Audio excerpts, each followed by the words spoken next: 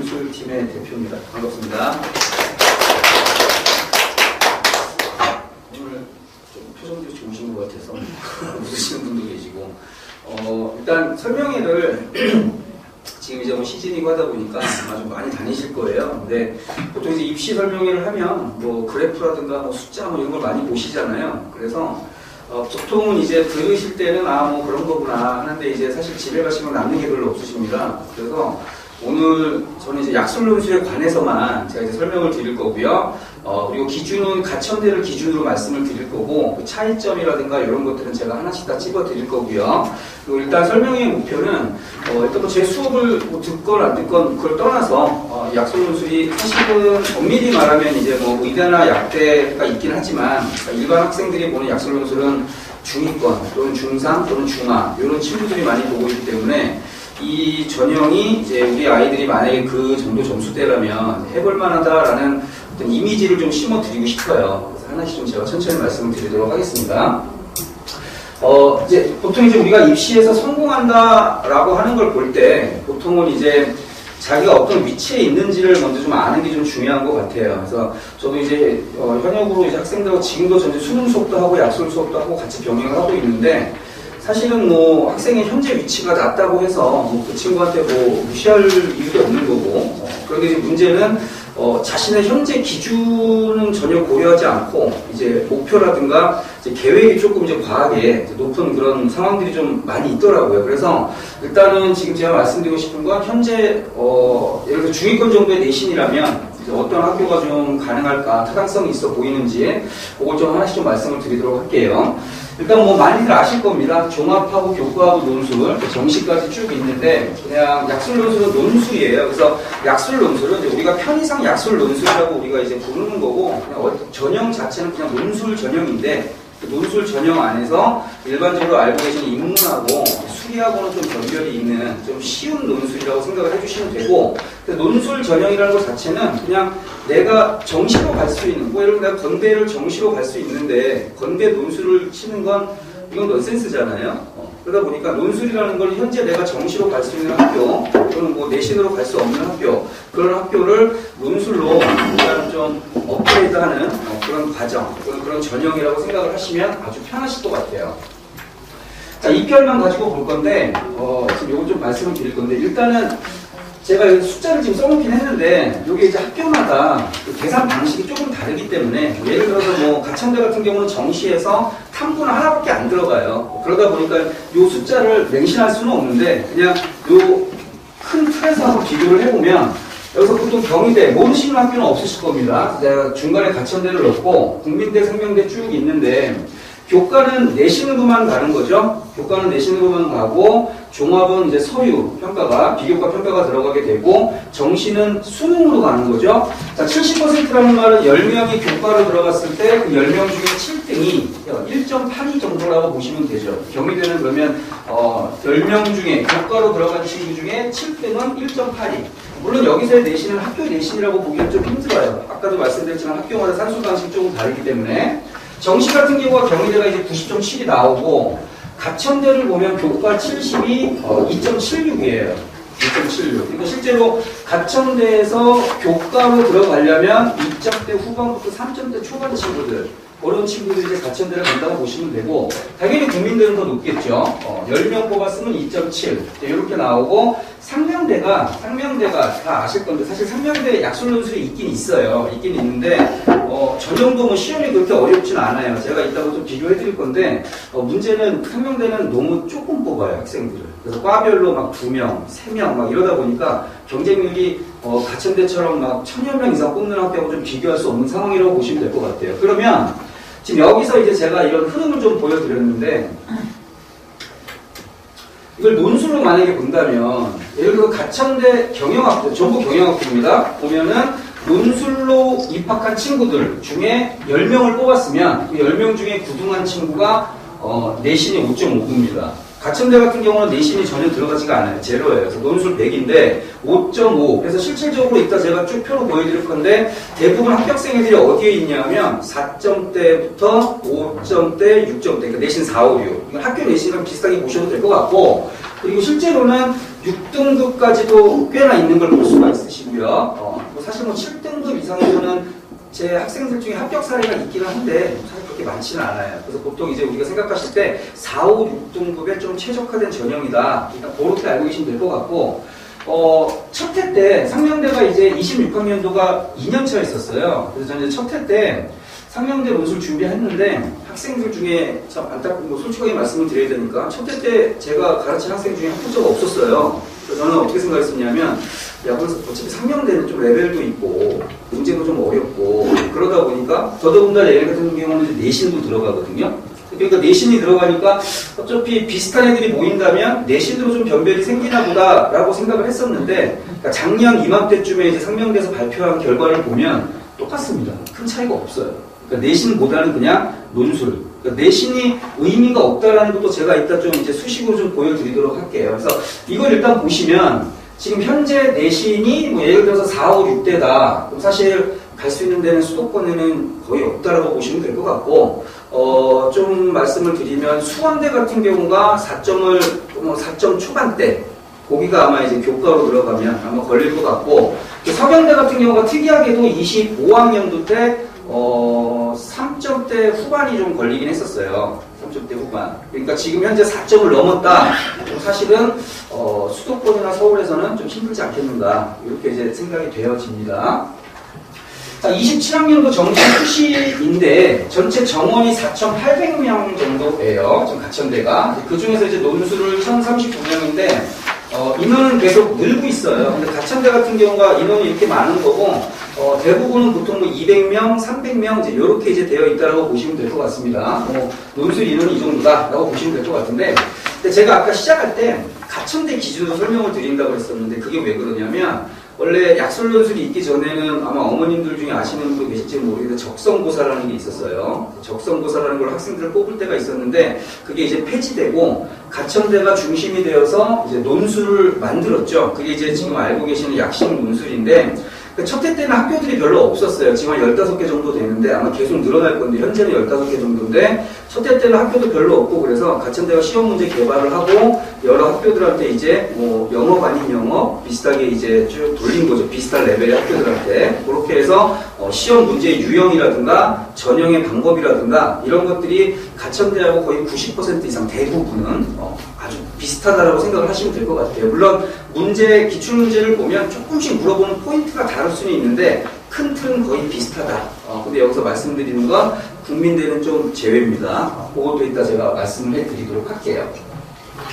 자, 일단 가천대 기준으로 다시 와서 교과로 들어갔을 때의 평균 등급하고 그 다음에 인문하고 자연을 제가 좀 나눠봤는데, 아까 말씀드렸듯이 인문 같은 경우는 이제 평균이 내신이죠. 학생을 보고 있으니까 교과죠. 내신입니다. 보통 2.8 정도, 그 정도 평균이. 그리고 수능 최저는 2학 6인데 약식 논술 중에서 수능 최저가 있는 학교가 몇 학교가 있고요. 그 중에서 가천대는 하나의 영역에서 3등급이 나오면 돼요. 그걸 뭐 사탐 하나여도 되고 과탐 하나여도 되고 어떤 과목이든 상관이 없어요. 3이 나오면 되는데, 그것도 이렇게 생각을 하시면, 제가 이렇게 말씀을 드리면 진입 장벽이 너무 낮다, 이건 거의 될 거다라고 생각을 하시겠는데, 지금 작년 기준으로 보면 지금 경쟁률이 한 40대 1 정도니까 1000명을 뽑잖아요. 그럼 4만 명 정도가 지원을 한 거라고 해서 3만에서 4만 정도 지원을 할 텐데, 근데 거기에서 원서를 애들이 한 8만 원 정도 내고 원서를 쓰잖아요. 그러면 예를 들어서 4만 명이 썼다. 그 4만 명 중에 2만 명은 시험장에 안 와요. 시험장에 안 오는 게 이런 경우가 있겠죠. 수능을 생각보다 너무 잘 봤어, 이런 경우가 있을 수 있고, 두 번째는 3등급 하나를 못하는 거죠, 친구들이. 왜냐면 가천대는 수능 이후에 한 번도 변함없이 딱 열흘 있다 시험을 보거든요, 논술 시험을.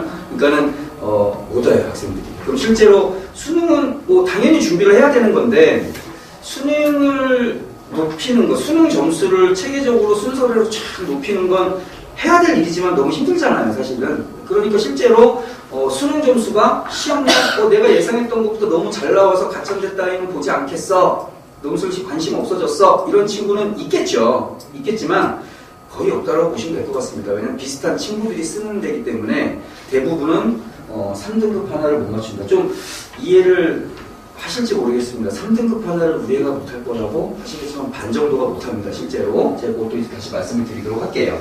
그러면 지금 교과 같은 경우는 문턱이 더 높죠, 최저가. 그러니까 이거는 이제 뭘 의미하는 거냐면 이제 학교 입장에서는 내신으로 학생들을 뽑는 걸 그렇게 좋아할 리가 없어요. 왜냐하면 A 고등학교 전교 10등하고 B 고등학교 전교 10등이 우리가 볼 때 둘 다 전교 10등이지만 입학사정관이 볼 때는 같은 전교 10등일 리가 없잖아요. 학교가 다르기 때문에. 그래서 교과를 좀 믿을 수 없기 때문에 좀 더 문턱을 높이겠다. 수능 최저가 논술보다는 좀 높다라고 보시면 될 것 같고, 자, 그리고 아까 말씀드렸듯이 보통은 2점 후반대 이런 친구들이 이제 오게 된다라고 보시면 되는데, 재작년에 이제 저한테 배웠던 친구들 중에 저는 이제 보통 1월달에 수능반을 개강을 하고, 그리고 보통 이제 4월, 5월, 6월에 약술반을 개강을 하는데, 실제 있었던 사례인데 1월달에 이제 그 똑같은 고등학교 친구들인데 그 학교 친구가 왔는데 수능을 하러 왔어요. 그 친구는 내신이 2점대 한 2.3 정도, 2.3 정도였고, 지금 이제 정시하겠다 하고 1월달부터 제 수업을 들었고, 또 한 친구는 같은 학교인데 그 친구는 이제 5월달 거의 6월달 다 돼갔다. 그러니까 6평 모의고사 보기 전에 내가 도저히 안 되겠다 싶어가지고 모의고사 보기 전에 저한테 왔어요. 저는 논술하겠습니다 하고 왔는데 그 친구가 내신이 5점 후반대였어요. 5점 후반대였는데, 그럼 사실 2점대 초반에가 공부를 못한 건 아니죠? 그 친구 어디 가서 너 너무 상위권 학생이구나 이런 말을 살면서 들어본 적은 없었을 것 같은데, 근데 5점대 후반 친구가 어디 가서 자기 성적을 자랑스럽게 얘기할 수는 없잖아요. 그런 상황인데 그 두 친구가 하나는 수능반에 있었고 하나는 약술반에 있었는데, 수능반에 있었던 친구는 도중에 수능을 포기했어요. 국경 끝나고. 수능 좀 안 나올 것 같다. 그래서 걔는 그냥 교과로 해서 경영학과를 갔고요. 아까 6월달에 들어온 그 친구는 논술을 계속해서 똑같이 경영학과를 갔어요. 그래서 이게 지금 사례로 뽑아본 건데 실제로 학교에서 발표한 거랑 너무 비슷해서, 그러면 경영학과 학생부 교과에서 10명을 뽑았으면 10명 중에 7등이 2.76인데 논술로 경영학과 간 친구는 학생부 등급으로 볼 때 10명을 뽑았으면 10명 중에 7등이 5점대죠. 아주 비슷한 사례라고 저는 생각이 돼서, 그래서 제가 아까 말씀드린 게 그러니까 입시에서 좀 성공을 하고 어떤 판을 좀 바꿔본다는 게, 이게 아까 말씀드린 게 건대 정시로 갈 만한 애가 건대 정시 잘 갔으면 칭찬해줘야 될 일이지만, 그죠? 해야 될 일이지만 건대를 갈 수 없는 친구가 또는 가천대를 갈 수 없는 친구가 논술을 열심히 준비해서 판을 바꾸는 건, 이건 제가 볼 때는 약간 이게 좀 성공에 다다르는 어떤 모습이지 않을까, 이런 생각을 들어서 사례를 좀 말씀을 드려봤습니다. 지금 27학년도 세부 사항인데 구체적인 가이드는 보통 학교에서 5월달에 나와요. 보통 5월달에 나오고, 그리고 가천대에서 2주 전에 약간 약식으로 완전한 가이드는 아니고 약식으로 가이드를 이제 비공개로 했다가 다시 공개로 바꿨더라고요. 그래서 저는 이제 비공개 때 봤는데 그때 보니까 문항이 13문항, 요거 좀 못합니다. 요게 지금 제가 급하게 바꾸느라고 지금 여기서 15문항으로 되어 있죠. 그래서 15문항이 13문항으로 바뀌었고요. 이게 27학년부터입니다. 그리고 8+3인데 이건 뭐냐면 문과는 국어가 8, 이게 3이 아니라 5예요. 이거 좀 수정해 주시면 좋을 것 같아요. 8+5입니다. 그래서 문과는 국어가 8개, 나머지는 수학. 이과는 수학이 8개, 나머지는 국어. 이렇게 이제 로테이션 된다고 생각을 하시면 될 것 같은데, 이게 22학년도 때 약술논술이 시작될 때 가천대가 문제를 만들었고 처음 시작했다고 말씀드렸는데, 그때는 정말 합격률이 너무 좋았었어요. 그때는 시험 문제도 쉬웠고 지원율이 지금처럼 높지도 않았어가지고 합격이 정말 되게 잘 돼가지고 제가 이걸 합격시켜놓고 믿지 못할 정도로 이렇게 합격이 많지? 이런 정도가 나왔었는데, 근데 이게 지금 27학년도잖아요. 2년, 3년, 4년, 5년, 6년 쭉 오다 보니까 난이도를 조정을 해야 될 것 같아서 학교가 국어를 건드리진 않았고 수학 난이도를 쭉 계속 매년 올렸습니다. 수학 난이도를 매년 올려서 이게 실제로 지금 사실은 수학이 뭐 4등급 또는 4, 5, 6등급 친구들도 약수를 많이 시작을 해요. 실제로 원투가 좀 약한 친구들도. 그런데 이게 사실은 수학을 좀 빨리 좀 준비를 하는 게 좀 맞다는 생각이 들고, 사실 문제가 줄어든 건 이건 뭐냐면 원래는 15문항에 80분인데 지금 똑같이 13문항에 80분이에요. 지금 바뀐 게. 그건 뭐냐면 그냥 학생들이 수학을 잘 못해요. 수학을 힘들어합니다. 그래서 15문제를 다 줘봤자 어차피 의미가 없어요. 의미가 없어가지고 그냥 문항수를 바꿔본 거다. 저는 이제 이렇게 생각을 하는데, 일단은 지금 문항수 바뀐 거 말씀을 드렸고, 그 다음에 내신 들어가는 학교, 지금 10에서 20인데, 이게 1년차 때는 40% 들어가는 학교도 있었는데, 지금은 아예 폐지했거나, 아니면 많아봤자 20%. 가천대 같은 경우도 초기에는 내신이 20%가 들어갔었어요. 지금 이제 아예 빼버렸어요. 수능 최저가 들어가는 학교가 쭉 보이시죠? 그 중에서 이제 고대 세종하고 국민대, 이런 친구들이 이제 2합 6, 그러니까 두 과목. 탐구 하나도 포함이 됩니다. 그렇게 해서 2합 6까지 맞아주면 이건 최저가 맞춰지는 거. 근데 이 학교들 중에 지금 보시면 고려대하고요. 그 다음에 외대하고요. 그 다음에 홍익대 보이시죠? 여기 세종이에요, 세종. 그래서 지금 이 친구들은 사실은 일반 논술하고 약술 논술하고 약간 좀 경계? 그 정도 느낌이라고 보시면 될 것 같고, 문제가 유형이 조금 다릅니다. 그리고 사실은 지금 말씀드린 세종은 아무래도 저 캠퍼스이고 좀 거리가 멀다 보니까 사실 제 경험으로 보면 그냥 최저 맞추고 시험장에 가서 별다른 이상한 짓 안 한 친구들은 사실 거의 붙어요. 그래서 뭐 사실 그렇게 선호하시지는 않으시더라고요. 일단 뭐 집에서 좀 멀다 보니까. 그래서 이 친구들, 방금 세종에 있는 친구들은 일반 약술논술하고 문제 유형이 조금 다른데 서술이 조금 길게 요구하거나 그런 느낌이 좀 있다. 그리고 최저가 보장된다면 열심히 하면 뭐 거의 학교 가까울 수 있다라고 생각을 하시면 될 것 같습니다. 일단 집에 가서 다시 한번 살펴보시면 될 것 같고요. 가이드를 좀 볼게요. 가천대 기준입니다, 역시. 이렇게 설명을 해놨어요. 고등학교 교육과정을 통해서 대학 교육에 필요한 수학 능력을 갖추었는지 평가하겠다. 그리고 논술고사에 대한 별도의 준비가 없어도 된다라고 하지만 실제로는 또 그렇진 않게 이게 뭐 사실은 수학도 열심히 꾸준히 잘 해오고 국어 읽기 훈련도 꾸준히 잘 해왔으면 뭐 별다른 이 말이 맞죠. 근데 이거는 수능도 마찬가지 아니겠습니까, 어차피? 그러다 보니까는 실제로 이거 좀 의미가 없는 것 같고, 두 번째를 보면 EBS 수능 연계 교재를 활용한다라고 나오는데 미리 말씀을 드리면 100%는 아니고 한 95% 이상이 직접 연계입니다. 직접 연계라는 게 다 이해하실까요? 직접 연계? 그러니까 직접 연계라는 게 뭐냐면 우리 예를 들어 전 국어 선생님이니까 국어로 말씀을 드리면 토지라는 소설 아시죠? 20권이잖아요. 이 재작년에 수능 특강의 소설의 맨 앞부분에 나왔었는데 1권 지문으로 나왔었는데 수능 특강에 그리고 토지 20권 중에 정말 저는 처음 본 사례인데 맨 앞장 1장의 첫 페이지가 나왔어요. 그 부분이 어떤 부분이냐면 막 그 동네 사람들이 추석 때 막 잔치하는 그런 묘사부터 시작이 되거든요. 근데 그게 수능 특강에 나왔고 그해 6월인가 9월인가에 뒷부분 길상이하고 서해대가 커가지고 그 부분이 평가원 시험 문제 나왔는데 그때 EBS는 뭐라고 하냐? 연계라고 정리를 하는 거죠. 평가원에서도 마찬가지고 그게 간접 연계예요. 그럼 직접 연계라는 건 뭐냐? 아까 말씀드렸던 우리가 봤던 그 지문 그게 그대로 나오는 거 요게 이제 직접 연계라고 생각을 하시면 되는데 자 EBS 연계가 제가 95%라고 말씀을 드렸고 대부분의 학교들은 100% 직접 연계입니다. 그러니까는 저랑 같이 5, 6개월 동안 EBS 지문을 계속 봤는데 시험장 가서 본 지문이 처음 본 지문이야. 이거는 5개월 동안 제 말을 죽으라고 안 들은 거죠. 그죠? 그럴 리가 없습니다. 다 아는 지문이 나올 거고 문제도 지문에 따라서 나올 만한 부분은 뻔히 정해져 있다고 보시면 돼요. 빠르지 않으신가요? 괜찮으세요? 네. 자, 보시면, 인문계열하고 자연계열 나눠지고, 의예과, 한의예과 원래 새로 생겼고, 약대가 새로 생겼습니다. 근데 저희가 이제 오프라인에서 수업하는 친구들은 그냥 인문, 자연 쪽 학생들 위주로 수업을 한다고 보시면 되고, 자, 일단은 요 인문하고 자연이, 이걸 오해하시는데, 이게 뭐냐면, 우리 아이는 이과 코리를 타고, 과탐도 하고, 미적도 하고, 했어요. 그럼 자연계열인가요? 가 아니라, 여기서 인문하고 자연은 우리 아이가 학교에서 뭘 배우는지하고 상관없이 지원하는 학과 기준이에요. 그러니까 100% 교차 지원입니다. 그러니까 우리 아이가 문과 커리를 탔어요. 근데 컴공하고 싶어. 그러면 자연계 시험지를 보는 거죠. 왜?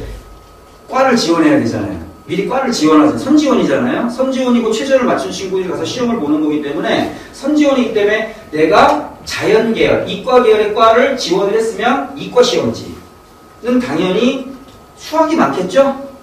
수학이 많겠죠. 수학 난이도 지금 어려졌다고 말씀드렸고 인문계열은 국어가 8개 그래서 13개 그래서 각각 10점씩 해서 130점이 나올 건데 요거 세부 규칙은 아직은 제가 확보를 못했는데 예년하고 똑같다라면 1000점 만점에서 130점이 논술 점수고 나머지는 기본 점수라고 보시면 됩니다. 지금 13문제니까 각 문항 10점이니까 130점이 나오겠죠? 요것도 일단 내신 들어가면 때 어떻게 계산하는지 말씀을 좀 드리도록 할 거고, 그리고 의대, 한의대, 약대는 국어는 없어요. 어차피 얘네들한테는 국어는 문제력이 있는 과목이 아니라고 생각을 하기 때문에 수학만 시험을 본다라고 보시면 되고, 노트 형식의 답안지라고 써있는데 이거 쉽게 말씀드리면 단답식인데, 이게 1년차 때는 제가 22학년도부터 제가 이 논술을, 약술 논술을 했었는데, 그때는 제가 가천대 관계자를 알지도 못하고 기출도 없고, 제가 그때 뭐만 입수했냐면 모의고사만 입수했어요. 국어 4문제, 수학 4문제, 답도 없어요. 그냥 모의고사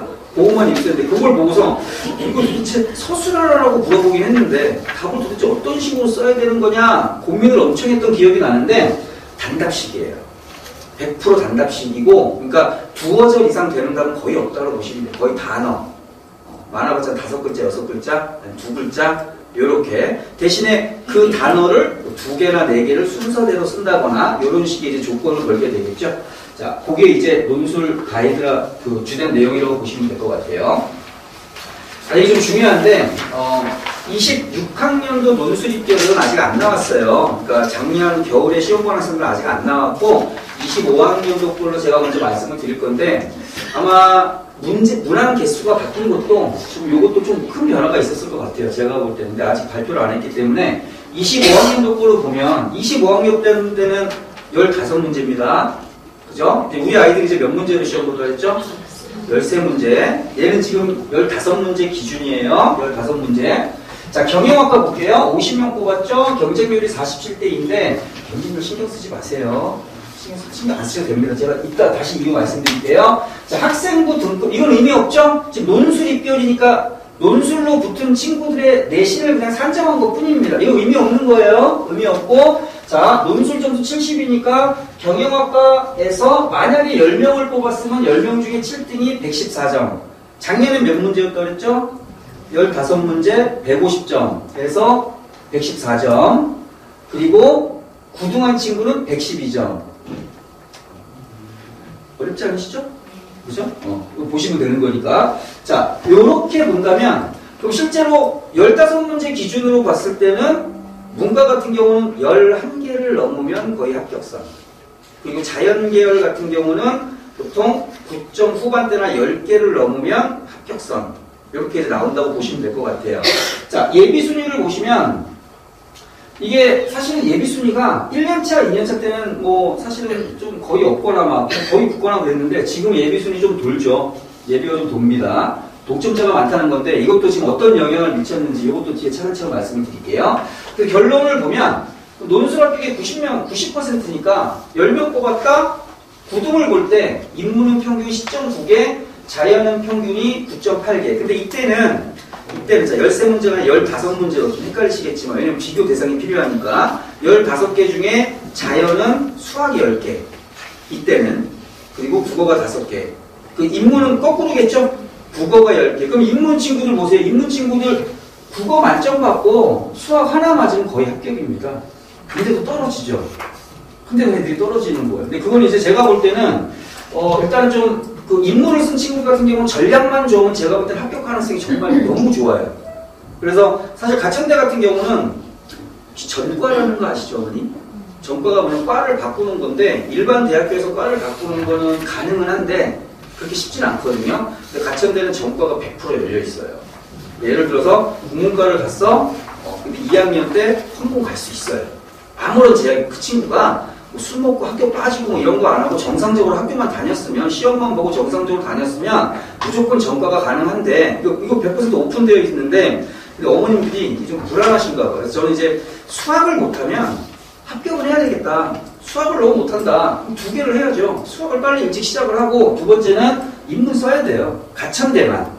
인문 써야 됩니다, 인문. 그럼 학교 갔다가 2학년 때 바꾸면 되는데, 그럼 페널티는 없나? 없어요. 가천대는 1학년 때 전공과 관련된 과목을 하나도 듣지 않아요. 1학년 때 전부 교양입니다. 2학년 때 과 선택하면서 그때부터 이제 전공으로 들어가기 때문에, 애초에 그렇게 만든 이유가 뭐 때문이죠? 전과하라고. 대체로 이거 만들어놨어요. 그래서 이것도 인문하고 자연 지원했을 때 이제 어떤 유불리가 있는지 그것도 뒤에 다시 좀 설명을 자세히 드릴게요. 자, 내신에서 좀 이제 고민들이 좀 있으실 거예요. 근데 사실은 아까 이제 전체표를 제가 보여드렸을 때, 지금 이게 이제 27학년도 거 기준으로 제가 한 건데, 사실 내신이 들어간 학교들 중에 뭐 아직은 그닥 관심 있는 학교들이 별로 없으실 겁니다. 대부분 내신이 안 들어간 학교에 관심들이 있으실 것 같고, 그럼 보면, 요거 설명을 좀 드릴게요. 자, 이게 입시하는 사람들이 저도 이제 문과 출신이라 왜 그러는지는 모르겠지만, 천점 만점으로 해요, 항상. 그죠? 근데 아까 다시, 가천대 논술 문제 몇 문제였죠? 그렇죠. 기억나시죠? 13문제 곱하기 10하면 130점이죠? 그럼 나머지는 뭐죠? 기본 점수라고 그랬어요. 그러니까 150점 기준으로 할 때 다시 26학년도 기준으로 해서 우리 아이가 시험장 가서 나 하나도 모르겠어. 백지되고 와도 걔는 몇 점이죠? 850점이에요. 근데 공개는 안 됩니다만 혹시 아셨어요? 너 아깝게 떨어졌구나 이런 말 하시면 안 돼요. 이런 말씀하시면 850점 빵점인 거죠? 그냥 그 자리에 갔으면 주는 거예요. 그 자리에 갔으면.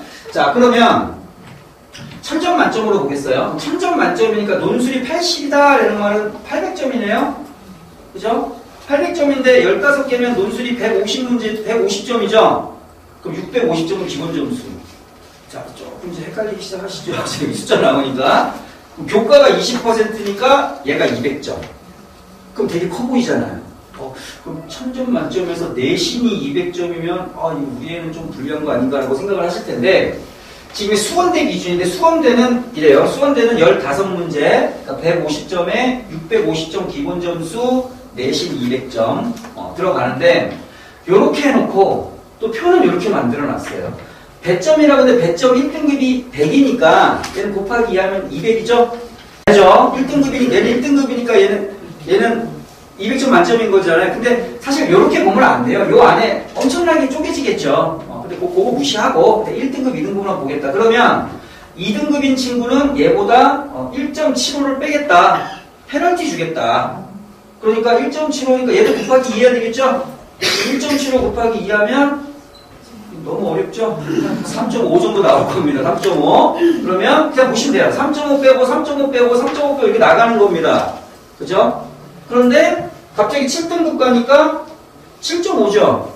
그럼 곱하기 2 하면 15점이니까 얘는 좀 문제가 생겨요. 얘 같은 경우는. 그럼 이거는 무슨 의미냐면 야 너 7등급은 너 좀 오지 마라. 이건 거의 회복이 좀 안 될 겁니다. 이 같은 경우. 그래서 내신이 들어가는 학교 같은 경우 만약에 7등급이 넘어갔다. 그러면 내신이 들어가는 학교는 가급적 쓰지 않는 게 맞다. 이게 제 생각인 거고. 근데 다시 한번 생각을 해볼게요. 아까 제가 말씀드릴 때 보통 중위권 학생들이 많이 온다고 했는데 그러면 제가 말씀드린 게 4, 5, 6 정도 말씀드렸잖아요. 이게 내신표니까 4, 5, 6등급. 아니 내신 1등급인 애가 수원대 오겠어요? 안 오죠. 이게 없는 애예요. 없는 애입니다. 2등급 있을까요? 2등급 없어요. 3등급은요. 2등급 후반부터 3등급은 있습니다. 수원대는 간호대가 있어가지고 있긴 한데 대부분 어디서부터 시작할까요? 여기서부터 시작하니까 그냥 까먹고 시작하는 거야. 똑같이 100명이 와서 100명이 다 까먹고 비슷한 친구들이 오니까 까먹고 시작을 하는데 그럼 4, 5, 6등급 차이인데 예를 들어서 우리 아이가 5등급인데 그럼 얘는 앞에 있는 4등급인 애보다 3.5점까지죠? 근데 아까 논술 한문항도 몇 점이었죠? 10점이잖아요. 그죠? 부분 점수의 반도 안 돼요. 그러니까 사실 내신이 6이어도 내가 죽어라 공부해서 논술에 10점 더 맞으면 되는 거죠. 수학에서 10점 더 맞거나 국어에서 10점 더 맞으면 6하고 4하고 결국 똑같아집니다.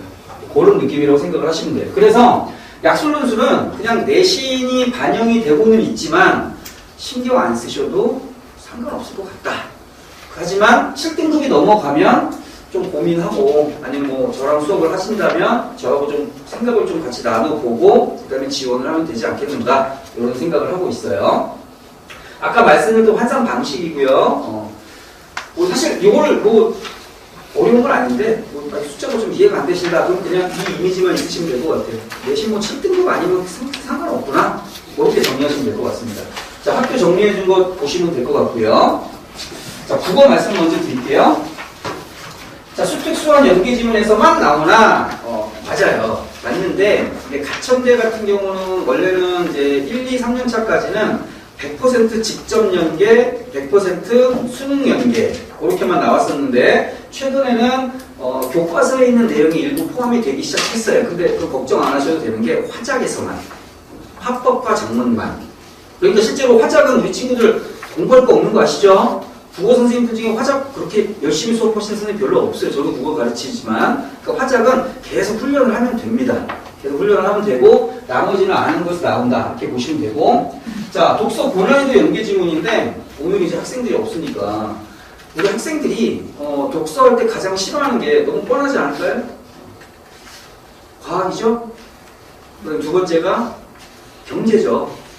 그 세 번째가 이제 철학하고 논리 이렇게 이제 가는데 이 사실 뭐 저도 답답한 부분이긴 한데 이 국어는 사실 좀 다른 과목은 저는 뭐 사실 조예가 없다 보니 사실 국어는 약간 피지컬 싸움이 좀 있어요. 약간 태어나면 내가 갖고 나는 거 그런 게 좀 있어서 그래서 독서 같은 경우는 정말 죽어라고 하기도 싫고 죽어라고 이해도 안 되고 그래서 저는 이걸 예전에는 이걸 이해시키려고 여러 번 반복도, 지금도 합니다만 여러 번 반복도 하고 제가 막 정리도 해주고 이렇게 해서 주기도 하고 또 지금 저는 이제 패드로 수업을 하기 때문에 그 패드에다가 이렇게 제가 손글씨가 그렇게 좋지는 않아가지고 그 졸업한 우리 여학생 불러다가 대학생 친구 불러다가 이쁘게 정리해봐. 제가 이제 원한을 좀 붙이고 이쁘게 알록알록하게 멋지고 이쁘게 써서 주면 우리 학생들이 너무 좋아해요. 아 선생님 저런 거 해주신다. 고맙다. 근데 안 봐요. 안 봅니다. 그냥 안도감, 난 이런 거 갖고 있어. 안 봐요. 저는, 그러니까 너무 아깝잖아요. 돈 들여서 만들고, 그러니까 저는 뭐 합니까? 광고하겠죠. 인스타 올리고, 난 이런 것도 해줘. 근데 소용이 없어요. 그러니까 제가 20년 넘게 수업을 했는데, 요거를 좀 어떻게 생각할지 모르겠지만, 어떻게 생각할지 모르시겠는데, 제가 앞에서 아무리 날고 기는 강사가 와서 떠들어도, 지가 안 듣고 지가 안 해서 성적은 안 오릅니다. 본인이 해야 돼요. 아무리 좋은 죄를 던져줘도 지가 안 보는데 어떻게 되겠어요. 그래서 저는 모든 지문을 본인이 정리를 다 하게 시켜요. 잘 하는지만 저는 검사하는 거지. 바뀌었어요, 제가. 그리고 이게 수능도 그렇긴 한데 수능으로 들어가면 너무 힘드니까 약술론술은 이해하지 않아도 답은 전부 어디서 찾게 되어 있냐면 지문에서 찾게 되어 있어요. 그래서 물어보는 게 뭔지 내가 이해는 안 돼도 이 부분 물어보고 있잖아. 그 정도는 훈련을 통해서 100% 커버가 가능해요. 그래서 미리 말씀을 드리면 인문 쓰는 친구는 국어를 다 맞아야 돼요. 수학을 못할 게 뻔하니까. 그 친구들은 국어를 다 맞으면 거의 합격할 가능성이 90% 이상이라고 생각을 하시면 될 것 같습니다. 어차피 공부했던 지문이 나오니까. 그래서 이해하면 너무 좋지만 안 되면 계속 정리하시면 됩니다. 저는 이거 이제 구조 정리라고 이야기를 하는데 본문의 문단이라든가 이런 것들을 스스로 정리하게 계속 시킬 거고 제가 관리를 하게 되겠죠. 자, 화작하고 엄매 선택인데 근데 요거를 꼭 해야 되나요? 라고 하는데 대부분의 학교, 모든 학교, 대부분의 학교에서 화작은 거의 들어가고요. 엄매가 문법이죠. 문법이 무조건 들어가는 학교들이 좀 있어요. 예를 들면 국민대라든가 아니면 가천대 인문계열 같은 경우는 문법이 들어가요. 문법이 들어가는데 상명대도 들어가고 뭐 을지대도 들어가고 하긴 하는데 그런데 여기서 다루는 문법은 어느 정도 느낌이냐면 수능에서 언매에서 보는 게 뭐 레벨 1부터 10이면 수능이 10이면 약술에서 물어보는 문법의 수준은 2, 3 정도? 가천대 기준으로만 하면 제가 맘먹고 수업하면 수업으로만 하면 2시간이면 진도 다 끝나요. 그 정도. 그러니까 그럼 저는 화작인데요? 그러면 지원하는 학교에 해당하는 엄매 부분만 저랑 하면 되고 화작 공부 열심히 하면 되고요. 그리고 나는 엄매인데요? 그럼 엄매 그냥 하면 되고요. 그리고 과제할 때 화작만 계속 훈련만 하면 되는 겁니다. 수능하고 별개로.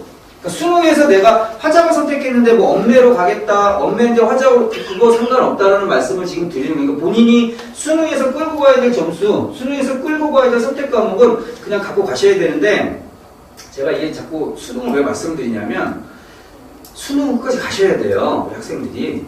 이 학생들이 이제 6월달 되면 제가 예언을 좀 해볼까요? 6월달 되면 이제 갑자기 엄매에서 화작으로 바꿀 거고요. 그리고 이제 하나씩 과목을 정리하기 시작할 겁니다. 그리고 9월 되면 남는 게 없어요. 그러면 이제 재수죠. 그럼 재수인데 근데 이 재수각을 6월달부터 재수를 생각하는 친구들 중에 재수 사무소에서 잘 되는 거 저는 본 적이 없어요.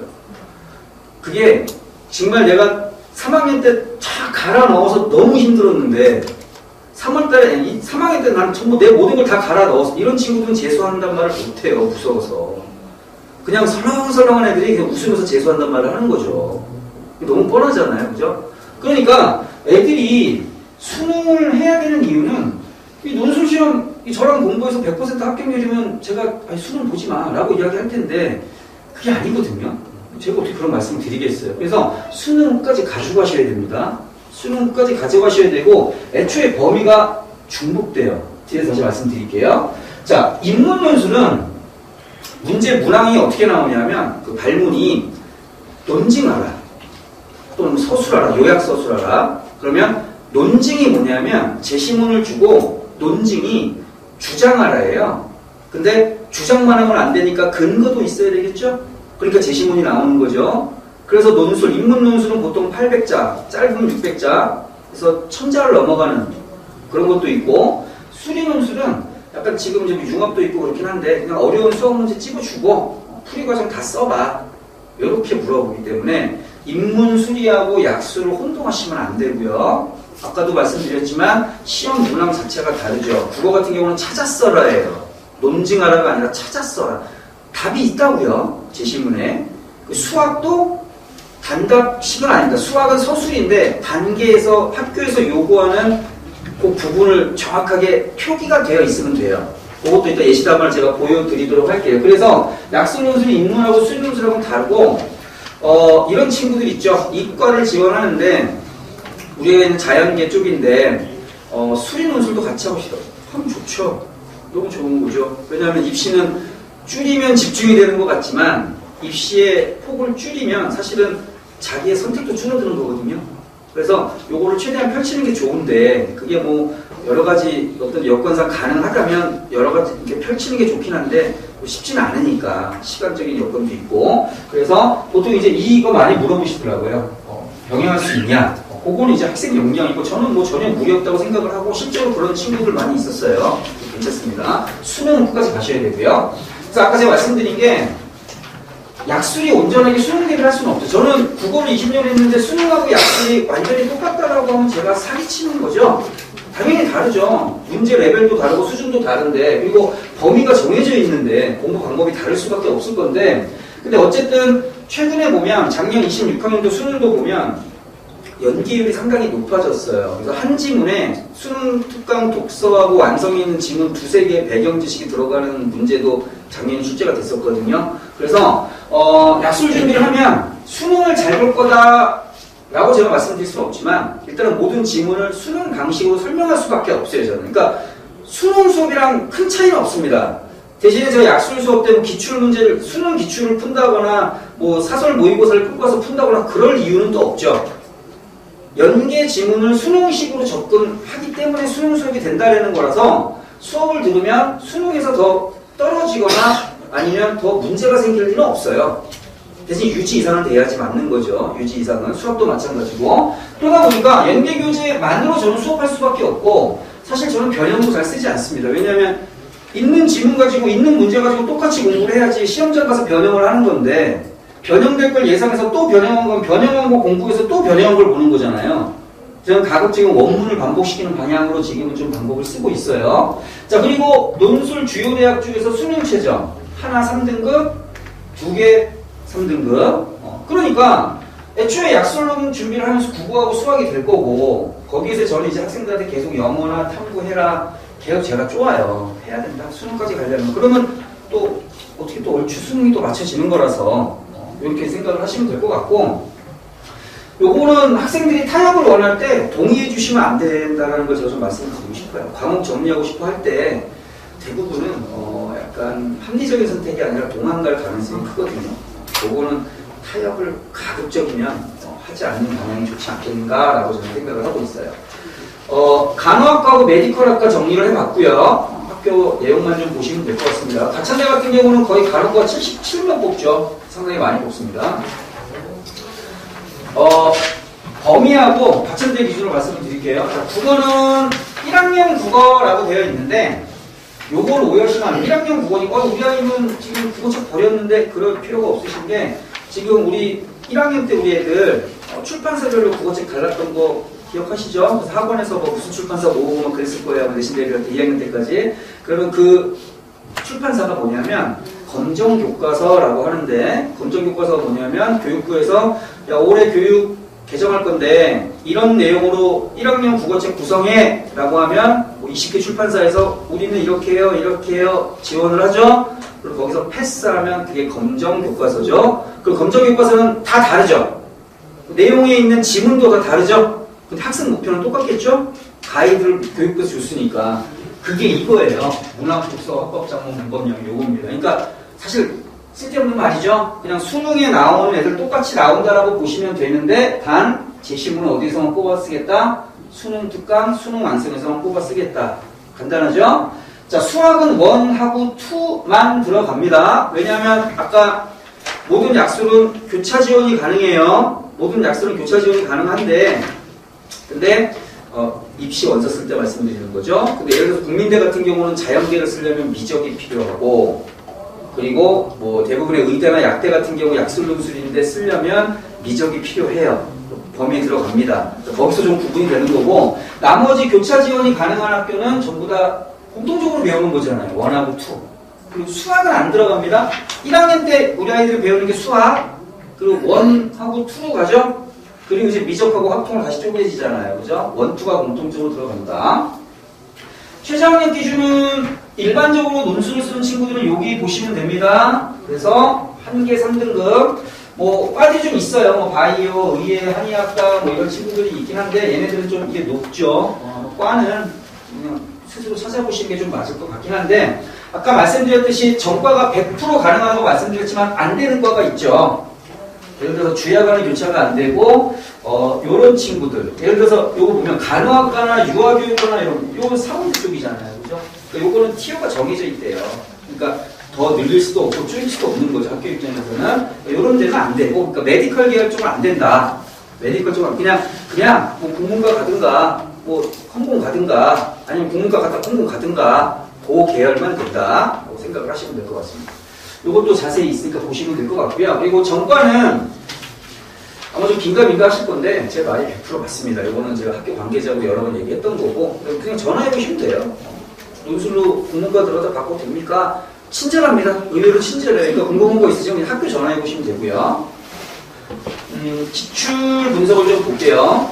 국어 먼저 좀 말씀드릴게요. 요게 우리 학생들 보면 수능 특강 원본이에요. 요 정도입니다. 요 정도. 요게 한 1,500자 나와요. 그러니까 제가 처음 수능 수업 시작할 때가 서대문에 옛날에 그 재수반 중에 정진아버지랑 큰아버지 있었어요. 아마 기억하실지 모르겠는데 거기서 재수반 처음 시작했었는데 그때가 2002년. 왜 기억하냐면 그때 월드컵이라서. 그래서 기억을 합니다. 그때는 700자, 800자만 넘어도 야 이거 너무한 거 아니야? 근데 지금은 그냥 1000자는 우습게 넘어가고요. 이게 한 1400자 정도 되는데, 자, 제가 아까 직접 연계라고 말씀드렸죠? 이게 원문이고요. 이게 원문이고, 얘를 뽑아요.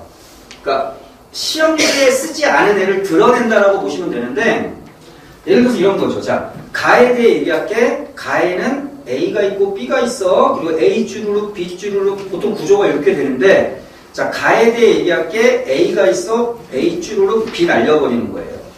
내용이 한 반 정도로 줄겠죠? 그러니까 실제로 요 내용을 그러니까 가공하거나 문장을 재구성하는 게 아니라 그냥 드러내요. 그 부분만.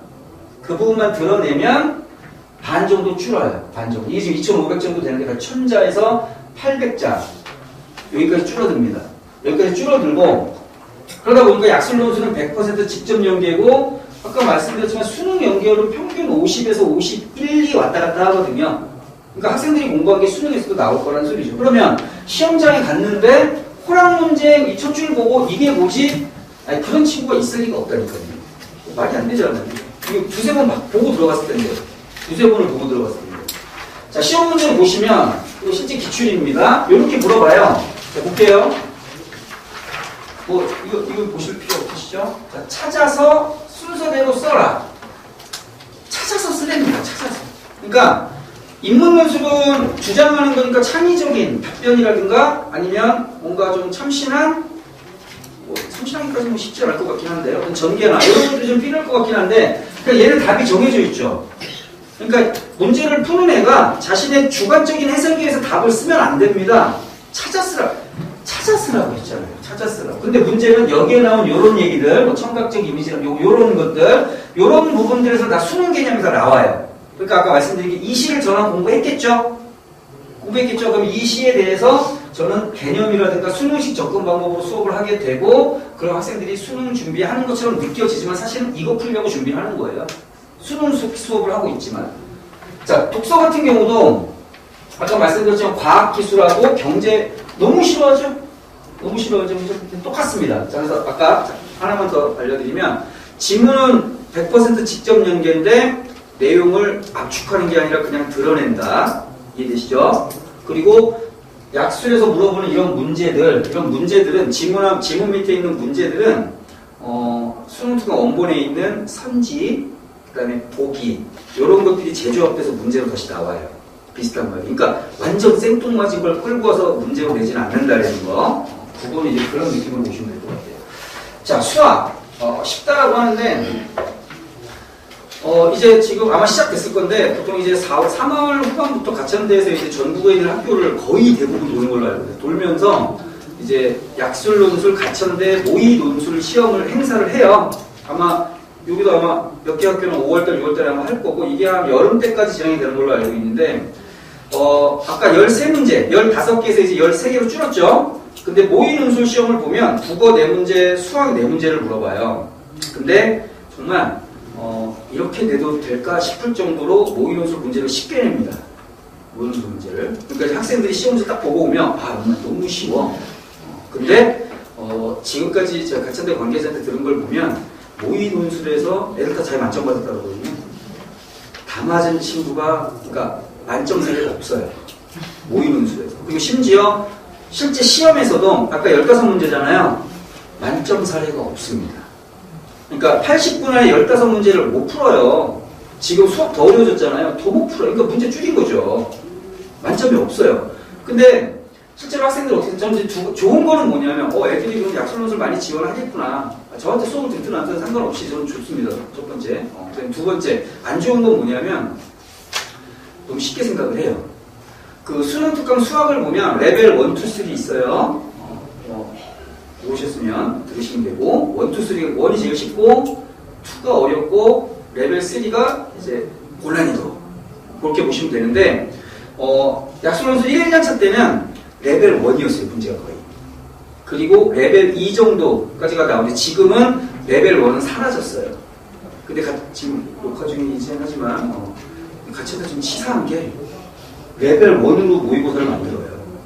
레벨 1. 사실 가천대 입장에서는 약간 그런 거죠. 우리 학교 문제 해볼만 한 거니까 많이 지원해. 그건 뭐 저는 나쁘지 않다고 생각을 하는데 근데 역효과가 뭐냐면 공부를 안 해요. 이렇게 쉽다고? 공부를 안 해서 제가 작년에 다른 지역에서 이게 실제 있었던 일인데 모의 논술 어떤 학원에서 한번 해보세요. 해서 합시다. 그래서 제가 너무 어렵지 않게 보려고 너무 쉬워 보일까봐 실제 기출을 줬어요. 그것도 문과 기출을 줬기 때문에 수학이 그렇게 어렵지도 않았거든요. 문과 기출도 풀렸더니 어머님 한 분이 학원에 전화해서 항의하신 거예요. 우리 애가 모의고사 다 봤는데 시험 문제 이렇게 어렵지 않다.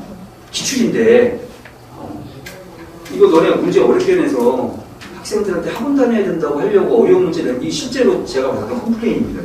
기출 문제를 풀렸는데 학생한테 기출 문제를 풀렸는데 그러니까 실제로 지금 보시면 위에가 어려워 보이세요? 아래가 어려워 보이세요? 저는 문과라서 제 입장에서는 긴 게 어려워 보여요. 전형적인 문과예요. 이거 완전 어려워 보입니다. 너무 길어. 이게 레벨 1이고요. 이게 레벨 2.5 정도라고 생각하시면 됩니다. 레벨 2.5 정도. 근데 모의고사 때는 이런 거 내고요. 기출에는 이런 거 내는 거죠. 기출. 그러니까 애들이 가서 다 울상이 되는데 이게 지금 이제 어떤 여파에 미쳤냐 그것도 제가 좀 말씀을 드리도록 할게요. 자, 수학 이런 문제를 이렇게 물어봅니다. 이렇게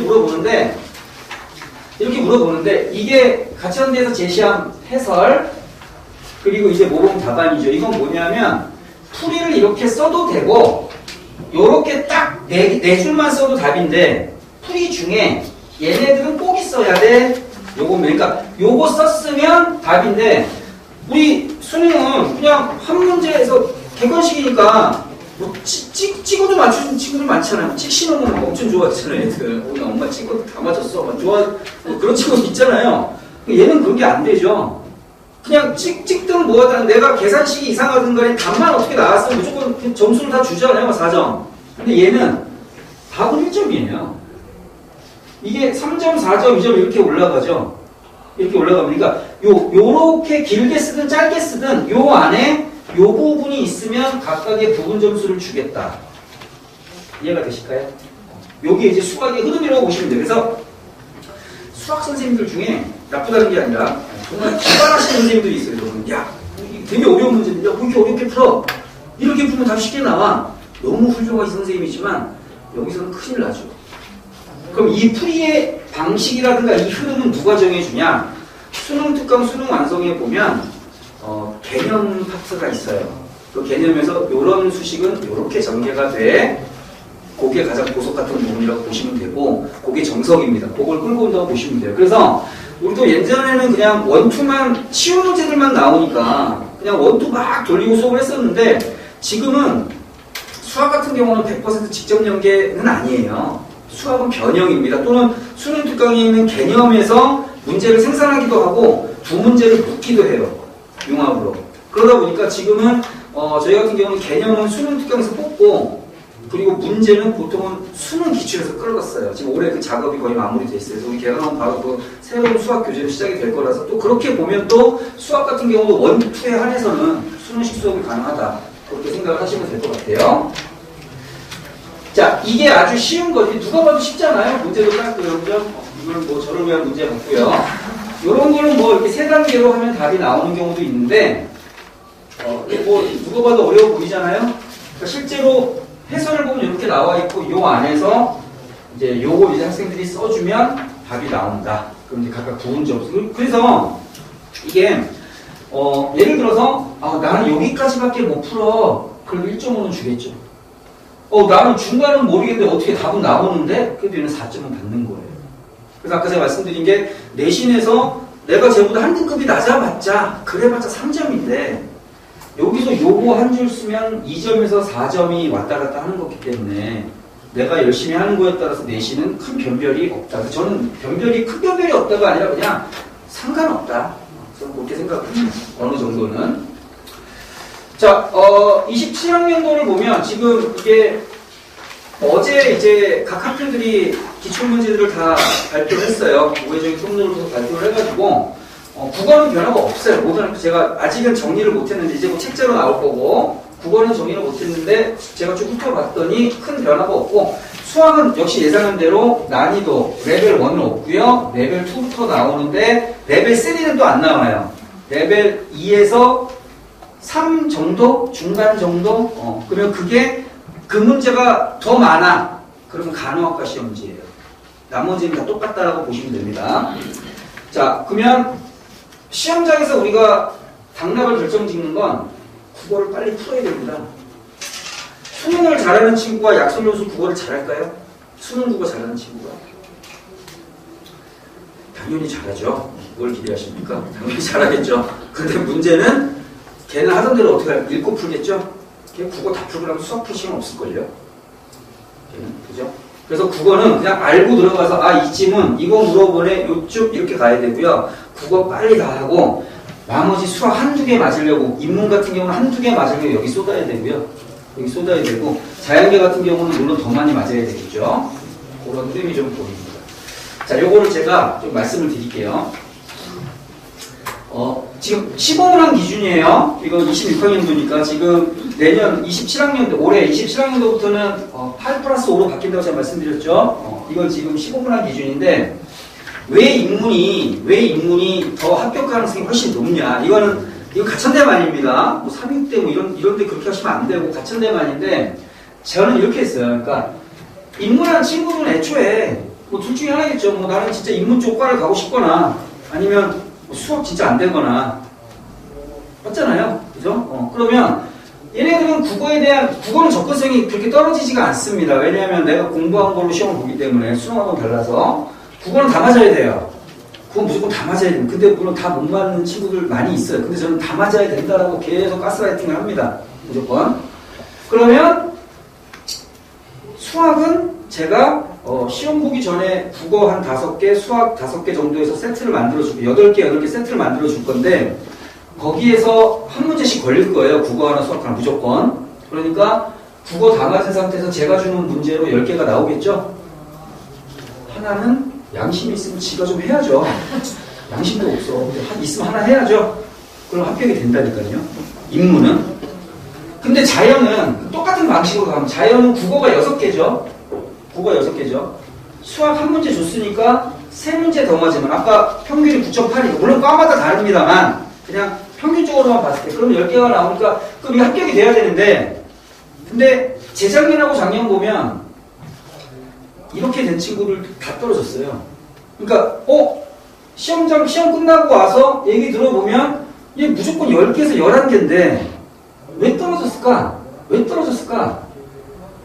동점자가 많아서 그렇습니다. 인문 쪽은 동점자가 생기면 국어 만점자 1순위. 두 번째는 국어에서 10점 만점 받은 문항이 누가 더 많냐. 그렇게 나가고, 해도 안 되고 똑같은 그런 경우는 없지만, 그렇게 되면 이제 내신으로 가겠지만, 자연은 그러면 동점자 우선순위가 뭘까요? 수학이겠죠, 똑같이. 그러니까 지금 이렇게 준비한, 이 전략으로 들어가면 안 맞아요. 그러니까 수학을 못하면 가천대는 좀 힘듭니다. 수학을 못하면. 그래서, 왜냐하면 국어 바보야. 근데 수학에 거의 만점 가까이 나와. 합격이겠죠. 지금 수학이 좀 어려워졌기 때문에 그래요. 가천대 기준으로 말씀을 드리면. 현재 수학이 난이도가 꽤나 올라갔다. 이게 지금 가능하진 않습니다. 지금 지원자를 보시면 900명대부터 시작해서 1000명대까지 왔잖아요. 27은 지금 1039예요. 그러니까 900명대도 쭉 왔고 지원율도 지금 23에서 지금 40까지 왔잖아요. 그러니까 지금 4만 명이 시험을 봅니다. 1000명이 넘으니까 4만 명이 시험을 보는데 아까 말씀드렸죠. 4만 명 중에 2만 명은 안 와요. 그 2만 명 중에 아무것도 안 하고 모의 논술 봤더니 완전 쉽잖아. 이런 애가 10,000명이고요. 제가 좀 과장되게 말씀을 드리면, 그러니까는 그냥 아무 생각 없이 있다가, 근데 지금 이제 판이 좀 어떻게 바뀌었냐면, 학생들이 이제 이걸 많이 알게 됐어요. 그러니까 처음에는 약술논술에 대해서 약술논술 쓴다고 그러면 애가 막 학교 갔다 울고 와요. 너 왜 우냐 했더니, 너 그거 뭔지 알고 썼냐? 본인도 모르면서. 너 이거 절대 안 된다. 어떻게 알아요? 이거 1년차 때 있었던 일인데. 아직 아무도 시험 본 적이 없는데. 그래서 걔가 울고 와요. 자기는 안 된대요, 학교 선생님이. 본인도 몰라요. 근데 학교 선생님들이 이제 좀 많이 알게 됐어요. 교육을 최근에 많이 합니다. 경기도 교육부터 시작해서. 그러다 보니까 지원율이 지금 상당히 높아지고 있고, 학교에서도 되게, 중위권 친구들한테 되게 많이 이제 어필하고 있더라고요, 실제로. 학교 선생님들조차도. 그러다 보니까 이제 지원자는 많이 높아졌어. 근데 나는 아직은 수능을 놓고 싶진 않아. 애매한 거, 점수가. 수능 좀만 더 하면 될 것 같은 친구들. 그러니까 걔네는 수능 공부 열심히 했겠죠? 가천대는 써놨겠죠? 근데 수학은 좀 해놨으니까 3등급, 2등급 나오겠죠? 걔네들이 파이널 때 와서 작성본만 열흘 동안 열심히 하면 붙는 거예요. 근데 완전히 뭐 이것저것 아닌 친구들은 일찍 시작하는 게 맞는 거. 그러다 보니까 요 전략이 이제는 좀 유용하지는 않다. 그래서 이과 쓸 거면 가천대는 인문 쓰는 걸 좀 추천하고 나머지 과는 그냥 수학 열심히 해야 된다. 자연 쓰겠다? 수학 잘하면 되고요. 3등급 정도까지는 무난하게 나오면 뭐 전혀 문제가 생기진 않을 거예요. 무난하게 3등급이 나와 2등급이 가까운. 근데 뭐 5등급이다. 또는 뭐 왔다 갔다 한다. 그럼 일찍 시작을 하거나 가천대는 인문을 좀 추천을 한다. 정리 좀 되시죠? 이렇게 보시면 될 것 같습니다. 저희 팀에서 이제 수학 적중이 사실 수학 적중을 못하는 게 이상하죠. 연계도 있고 개념도 공부를 같이 하고 있기 때문에 4년도 같은 경우는 기출문제 전체를 보면 전부 적중을 한 사례도 있었어요. 자, 국민대학교 아마 궁금해하실 것 같아서 국민대학교도 지금 아직은 기출문제가 어제 나오긴 했는데 제가 오늘 알려드리는 기준하고는 큰 차이는 없다고 생각을 하시면 될 것 같고 모집 인원은 좀 줄은 겁니다. 줄었어요. 24명 조금 줄었을 겁니다. 자, 근데 출제 범위 볼게요. 자, 인문계열, 교차예요. 교차입니다. 학교에서 뭘 배워도 상관없는데 국어 들어가죠? 똑같습니다. 문법 안 들어가죠? 그래놓고 독서에다가 문법 지문 넣었어요. 얘네 문법 들어갑니다. 전부 다 해야 돼요. 어디 나올지 몰라요. 한 문항 나오기 때문에. 수학은 보세요. 수학이 들어가죠? 수학, 이거 1학년 때 했던 거. 그럼 아마 이렇게 생각하시겠죠? 아유, 우리 아이 지금 3학년 1학기, 겨울방학 때, 수학, 수투 다 듣고 막 다 하는데 이거 모르겠어? 라고 하시겠지만, 제가 장담하는데 이거 다 까먹었습니다. 다 까먹었어요. 이거 하면서 선택 과목 들어가서 이거 다 까먹었으면 다시 해야 되고요. 자연계 보세요. 똑같죠? 수학에 뭐가 들어가나요? 미적 들어가죠? 이과권이 탔는데 확통 치는 친구들은 이것을 못 써요. 못 씁니다. 그냥 인문 써야 되죠. 인문 써야 됩니다. 과탐하고 이과 지원을 하려고 했는데 수학이 힘들어서 나는 확통할래요 하는 친구들 이거 못한다고. 지금 다시 시작할 수가 없어요. 미적을 다시. 그러니까 요거는 좀 고민하셔야 되고, 아까 제가 90%, 95% 이상이 연계, 그 다음에 직접 연계라고 했는데 그 예외 딱 국민대 말씀드렸죠. 고등학교 교과서가 들어가는데 실제로 교과서에서 문제를 냅니다. 1학년 때 배우는 출판사 쫘르륵 중에 국어, 2학년 때 배우는 심학 과목, 문학 독서 쫘르륵 중에 뭐 어디. 이거를 대비하는 건 이건 말이 안 되죠. 이건 말이 안 돼요. 그래서 수능식 접근 방법을 애초부터 잘 진행하는 친구들 같은 경우 뭐 약술이든 수능이든 간에 그냥 던져진 질문 해결을 해야 됩니다. 난이도가 높지는 않아요. 난이도가. 최저가 2함 6인데 요거 오해하시는데 보세요. 자, 국수형. 이 국수형. 자, 이거 중에 하나 사탐 또는 과탐 한 과목. 그러니까 자, 하나, 둘, 셋, 사탐이나 과탐 5개 중에 2개면 된다. 그런데 저는 그러면 사탐 2개. 저는 과탐 하나, 사탐 하나. 그건 안 되고요. 여기서 2개를 하거나 여기 중에 하나, 탐구 중에 하나. 이거 헷갈리시면 안 되죠. 자연은 국수형인데 자연은 사탐은 인정 안 해줍니다. 과탐. 해서 이거 중에 하나, 과탐 하나. 또는 이거 3개 중에 2개. 꼭 가능한 거죠. 자, 그렇게 이제 보시면 될 것 같아요. 자, 지금 제가 표시를 안 해놨구나. 국민대는 총 10문항이에요. 아직 그 가이드가 안 나와서 작년 기준 총 10문항이고 얘는 8+2입니다. 그러면 인문계열은 국어 8, 수학 2, 자연계열은 국어 2, 수학 8 이렇게 들어가겠죠? 자, 그럼 이게 인문계열 보면 대문항이 2개인데 대문항 안에 이렇게 쪼개놨어요. 이거 아까 가천대 보면 문제 있고 그래서 답안 2점 3점 2점 3점 그거 비슷하다고 보시면 됩니다. 같은 풀이 과정이라고 보시면 되고 여기 소문항으로 쪼개지고 대문항 2개에서 자연계는 수학 대문항 8개 안에 소문항 22 자잘하게 쪼개놨죠. 근데 문제를 보세요. 아까 가천대 같은 경우는 서술하라였죠. 서술하라니까 문제풀이 과정 다 써야 되고 문제풀이 과정 중에 요구하는 채점 기준이 있으면 답으로 인정. 부분. 근데 얘는 보세요. 식을 써라. 길이를 구해라. 값을 구해라. 얘는 뭐예요? 서술이 아니죠. 단답입니다. 단답. 근데 대문항 이과 기준으로 자연계 기준으로 대문항 8개 중에 소문항 이런 게 22개인데 이거를 시간 안에 못 풀죠. 그러니까 얘네들은 국어 가기 전에 이미 여기서 게임 끝날 거예요. 국어 가기 전에. 국어 2문항밖에 안 되고. 그리고 그래서 국민대를 쓰는 친구들은 저희 수업에 들으셔도 상관은 없지만 아까 말씀드린 미적이나 이런 부분들은 저희 커리에는 빠져 있어요. 수능 커리가 아니기 때문에. 빠져 있고 그리고 일단 국민대는요. 작년에도 지도를 해본 결과 합격한 친구를 보니까 그냥 수학 잘하면 됩니다. 이과 그냥 수학 잘하면 돼요. 그러니까 제가 볼 때는 좀 보수적으로 보면 2등급에 근접해야 됩니다. 완전히 근접. 그러면 아주 해볼 만하다. 그리고 국민대만 쓰는 친구들 같은 경우는 수행연수를 병행하는 것도 큰 상관은 없을 건데 근데 지금 이 상황을 보면 국민대 준비하려고 수리문술 학원을 가시는 것도 웃겨요. 왜냐면 답만 구하는 거잖아요. 그죠? 국민대 쓰실 거면 수리문술 학원 가시면 안 되고 그냥 일반 수학 듣는 게 사실은 더 맞다. 그 생각하시면 될 것 같아요.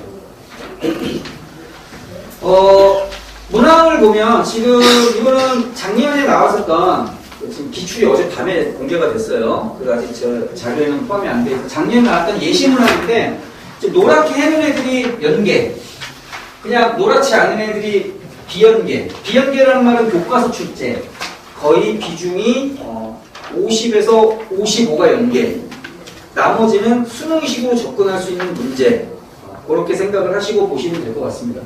생각보다 어렵지 않아요. 이게 문제를 예시 문제를 보면 200자로 서술해라. 근데 200자가 아니라 200자 이내로 서술하라거든요. 그 조건은 뭘까요? 200자 넘지 말라는 소리예요. 그러니까 제가 그것만 보고 답이 없었을 때 엄청 고민. 아니 이거 뭐 200자를 어떻게 써? 내가 아무리 써봤자 20자 이상 안 나와요. 근데 예시답안 보니까 20자예요. 그러니까 문제는 200자 이내로 써라. 그러니까 사실 약술논술입니다. 약술논술. 그러니까 뭐 200자로 쓰래요. 힘듭니다. 국어 고민할 필요 없어요. 똑같습니다. 부분만 찾았으면 돼요. 자, 수학도 분석해놓고 그대로 비중은 똑같은데, 근데 다시 일로 가보면 인문계야 뭐 수학 원투 들어가니까 여기 들어갈 건데 이 안에 지금 수학하고 이게 투죠. 여기 아마 랜덤이겠죠. 시험지마다 두 문제니까. 자연계는 미적 비중이 60%가 넘어요. 미적 비중이 60%가 넘고, 그 다음에 수원 수투에 일부 미적 포함되는 거 아시죠? 그거 다 포함해서 미적 1하고 2에 있는 미적을 다 뽑았을 때 미적분 비중이 60%가 좀 넘는다 생각하시면 될 것 같아요. 그러니까 미적이 좀 중요하죠. 저희 팀이 이제 빨리 개강한 데는 이제 겨울방학에 개강한 반도 있고, 그리고 지금 이제 3월달에 개강한 반도 있긴 한데, 제가 지금 명인학원 같은 경우는 이제 4월 정도 개강을 좀 목표로 하고 있고요. 그렇게 했을 때 이제 1학기 때는 수능특강 연계 분석을 들어갈 수밖에 없습니다. 근데 이게 내신도 있고 그래서 국어만 좀 말씀을 드리면, 제가 내신 대비를 할 수는 없어요. 그죠? 뭐 많은 반은 몇십 명 뭐 이렇게 되는데 또 학교가 뭐 열 몇 개가 될 거라서, 대신에 학생들의 시험 범위에 해당하는 지문을 선별해서 먼저 진행은 가능합니다. 문제 제공하고. 근데 뭐 특정 학교에 대한 내신 대비는 하지는 않죠. 근데 그 학교에 대한 범위에 해당하는 건 시험 보기 전엔 전부 다 완료를 해줄 거예요. 실제로 지금 진행반은 다 그렇게 진행이 되고 있습니다. 그리고 방학 때는 이제 수능 완성이 들어가게 될 거고요. 수능 특강하고 완성을 보면 이것도 알려드릴까요? 수능 특강이 그 출제율이 훨씬 높아요. 그 이유는 너무 쉽습니다. 수능 특강이 훨씬 더 두껍습니다. 그냥 그 차이예요. 그러니까 더 지문이 많으니까 더 많이 나오는 것 뿐이지, 수능 특강이 더 많이 나온대요. 수능 특강이 더 중요하다. 그럴 수 있죠. 더 두꺼우니까 더 자료가 많잖아요. 거기서 출제율이 높을 수밖에 없는 거죠. 그리고 이제 추석 때 되면 1차 파일이 되는데, 지금 여기 써있는 요 세 학교는 수능 전에 시험을 보는 학교들이에요. 그리고 나머지 학교들은 전부 수능 후에 시험을 보고요. 작년하고 똑같다면 가천대는 항상 목요일이 수능 시험이고, 그러면 제가 파이널을 금요일에 개강을 하고, 그럼 저랑 우리 아이들이랑 10번을 만나면 그 다음날이 가천대 시험이에요. 이거 6년 동안 변함이 없었습니다. 그리고 가천대 시험 보고 일주일 후가 국민대 시험이에요. 국민대를 치는 친구들은 가천대 끝내고 다시 별도의 국민대 반에서 파이널을 들으시면 되겠죠. 자, 그렇게 해서 이제 1년이 되고, 여기 포함은 되진 않았지만 저희 팀에 있는 선생님들이시고요. 그 다음에 지금 국어하고 수학 같은 경우는, 국어는 제가 중개 지점은 제가 직접 들어올 거고요. 수학도 저희 팀에서 원장님으로 계신 선생님이 직접 같이 들어오실 거라서 일찍 개강을 하게 되면 훨씬 더 이제 좀 압축적인 수업이 가능할 텐데, 수학 같은 경우는 사실 2등급부터 막 작년 보니까 명예학원 같은 경우는 막 2등급부터 6까지 섞여 있었던 적도 있어요. 근데 이 선생님이 그 중간에서 좀 이제 잘 조절을 해서 수업을 잘 맞추시기 때문에 아이 등급에 대해서 너무 낮아도 또는 뭐 너무 높다라고 좀 그렇긴 하겠지만, 뭐 중간 또는 거기서 왔다 갔다 하는 갭은 다 처리할 수 있으실 겁니다. 요거 이제 보시면 될 것 같고, 그리고 질문들 하시는 것들 중에 반을 구분하냐라고 하시는데, 만약에 이제 10명으로 개강이 되면 저는 그 시간은 무조건 고정으로 해서 반이 펼쳐지지는 않습니다. 그 반이 쭉 가고요. 이게 왜 그러냐면 계속 학생들이 나가는 친구는 거의 없고 들어오긴 할 텐데, 어쨌든 저는 국어 같은 경우는 몇 바퀴를 돌릴 거고, 수학 같은 경우도 1, 2 기준으로 보면 2바퀴 정도 돌려요. 그러니까 중간에 들어와도 어쩔 수 없이 그냥 들어야 됩니다. 새로운 학생에 대한 반은 개설되지 않고 그 반에서 이제 복습 수업이 계속 진행된다고 보시면 될 것 같아요. 6학년도죠. 학교별로 이제 쭉 합격자들 한번 제가 자랑 좀 해드리려고 넣어봤습니다. 요거 간단히 말씀드리고 좀 제가 정리를 좀 할게요. 이게 특히 약술논술이 너무 중요한데, 제가 아까 말씀드렸던 게 뭐냐면, 저는 옛날에는요, 저도 이제 단과도 오래 하고 재종반 수업도 하고 하다 보니까 제가 뭐 수업을 못하는데 20년 동안 이러고 서 있지는 못할 거 아니겠습니까? 그러니까 저도 제 수업에 대한 뭐 또 프라우드도 있고 뭐 자료에 대한 뭐 그것도 있고 한데, 예전에는 그래서는 수업을 정말 잘해주고 자료를 막 던져주면 애들 성적이 막 쑥쑥 올라갈 거라고 생각을 했는데, 사실 또 그렇지는 않더라고요. 실제로 100명을 수업을 들으면 100명반이 있으면 100명반에 어쨌든 1, 2등급인 애들이 3, 40명이 와 있어요, 애초에. 맞잖아요, 그죠? 그럼 뭐 걔네들 유지 잘하면 끝나고 나면 1, 2등급 내년에 광고하는 건 전혀 문제는 안 생기는데, 문제는 뭐냐면 이 약소 친구들은 중간 쪽에 있잖아요. 그러니까 완전히 높은 친구도 없고 너무 떨어지는 친구도 관심이 없어서 안 와요. 애매하게 중간에 친구들 많이 오는데, 그래서 저는 이제 아무리 제가 앞에서 떠들고 해도 지가 안 하면 가져가는 게 없기 때문에 저는 이제 계속 확인을 할 수밖에 없어요. 아이들이 이제 과제하고. 예를 들어서 오늘이 수요일이죠. 이게 수업 시간이면 제가 저번 주 수요일 밤에 과제가 올라가겠죠. 그럼 보통 이제 오늘 제 과제 검사를 이제 하겠죠. 만약에 제가 이제 일반 그 저기라면, 그러면 오늘 검사하는 아이들이 과제를 언제 할 것 같으세요? 하루 전이요?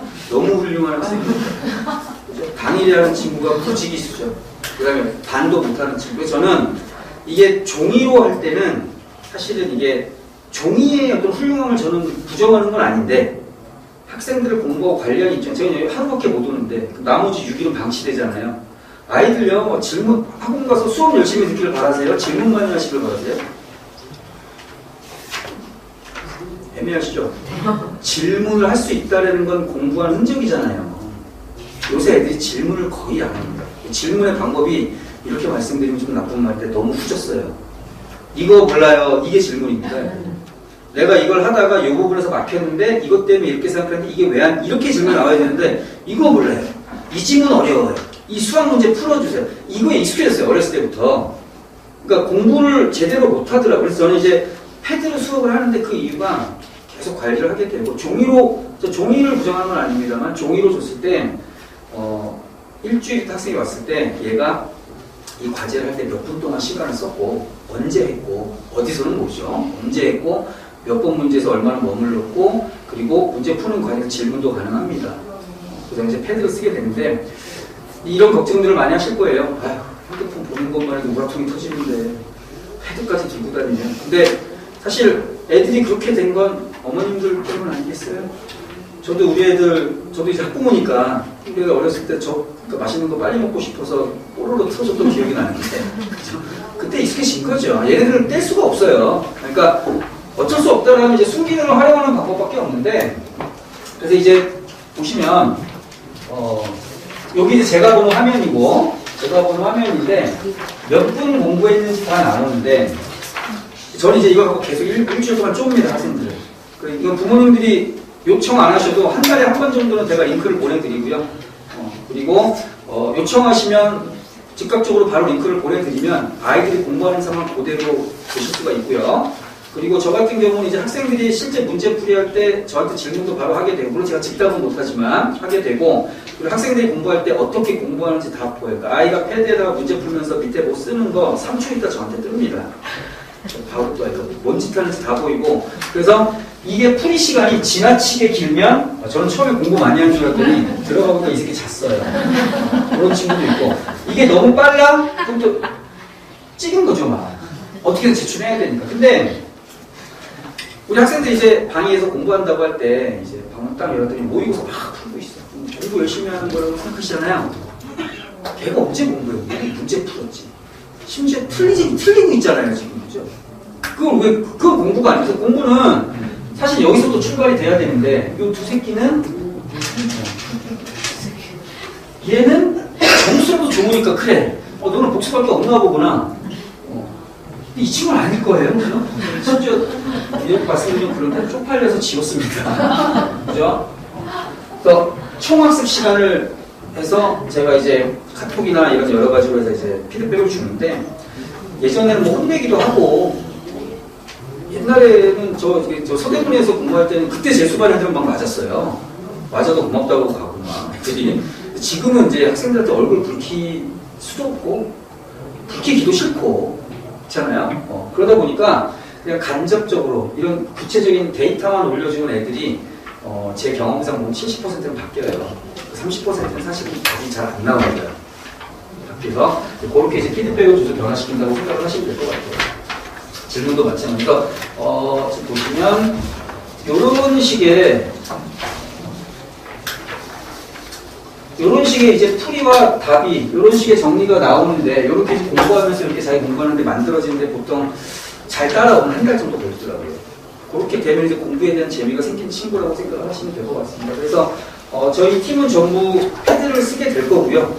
왜냐하면 제가 계속 선생님들도 패드 관리를 통해서 학생들이 공부하는 걸 잘 지켜보고 있는지 저도 선생님들 관리해야 되기 때문에 저도 선생님들의 패드를 항상 지켜보고 있습니다. 그래서 패드를 쓰는 이유는 그거 한 가지밖에 없어요. 그냥 과제를 시켜야 되고 이 과제가 결국은 시험날 내가 공부했는지 안 했는지 결정짓는 게 이게 오로지 과제라서 이게 수능반에서는 저는 이렇게 활용하지는 않아요. 근데 이 약술반에서는 사실은 지금까지는 저한테는 이게 답이에요. 억지로든 어떻게든 제가 과제를 시켜야 된다라면 일주일에 한 번 보는데 맨날 전화하고 당일에 혼낼 수는 없잖아요. 혼낼 수는 있죠. 근데 지나간 거 혼내면 뭐하면 다음 주에 또 하네요. 똑같을 건데. 그래서 이 방법을 제가 쓰고 있는 거라고 생각을 하시면 될 것 같습니다.